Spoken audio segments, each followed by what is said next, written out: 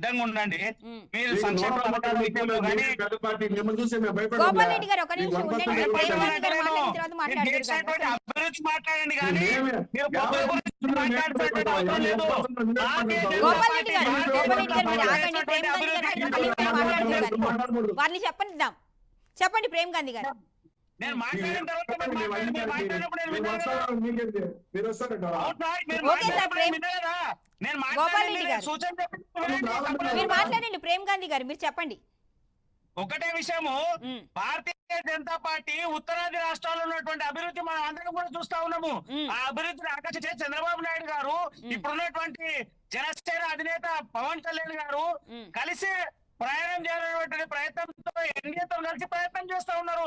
ఖచ్చితంగా సర్కారు అభివృద్ధి చెందింది, దానికి సందేహం లేదు. అట్లనే రేపు జరగబోయేటువంటి ఎలక్షన్ లో ఖచ్చితంగా చెప్తా ఉన్నాం 100% ఏదైతే ఉమ్మడిగా ఉన్నటువంటి తెలుగుదేశం పార్టీ అత్యధిక మెజారిటీతో గెలవబోతుంది.